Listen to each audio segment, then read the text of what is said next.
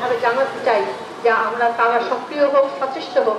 অবশ্যই আমরা চালু হয়েছে, যেটি খুবই দুঃখজনক সেটি হলো যে আমরা দেখতে পাই সেখানে তারা আজকে অশ্লীল ভাষা ব্যবহার করেন, নারীদেরকে নিয়ে ভাষা ব্যবহার কেন কেন করবেন? আপনারা নারীকে, আপনার মা আছে না, আপনার বোন আছে না, আপনার কন্যা আছে না?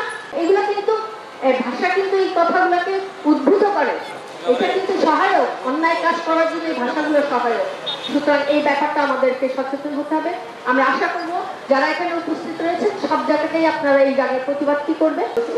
প্রতিফলন আমরা দেখতে পাই না কোথাও। আমরা দৃঢ়ভাবে চাই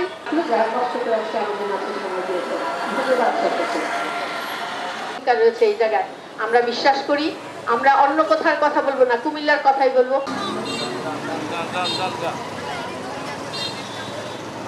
খবর থেকে কুমিল্লাতে 1994 সাল থেকে আমরা সক্রিয়ভাবে এই দিবসটি পালনের জন্য সকলে একসাথে হই এবং তখন থেকে নিয়ে আজকে পর্যন্ত আমরা কুমিল্লার নারী সমাজ এই লক্ষ্যে কাজ করে যাচ্ছি।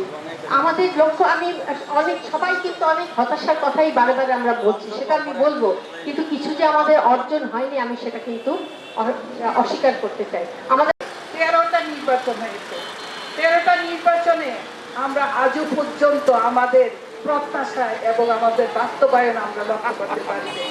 আমাদেরকে বরঞ্চ যখন কোনো আন্দোলন হয় নারীরা সামনে থাকে এবং আন্দোলন মোকাবেলার জন্য নারীদেরকে এগিয়ে দেওয়া হয়, কিন্তু যখন কোনো কিছুতে তাদের অংশগ্রহণ করার জন্য সংসদীয় আসন বলেন, উপজেলা আসন বলেন, কোনো রাজনৈতিক প্ল্যাটফর্ম বলেন, ওইখানে আর নারীর স্থান নেই।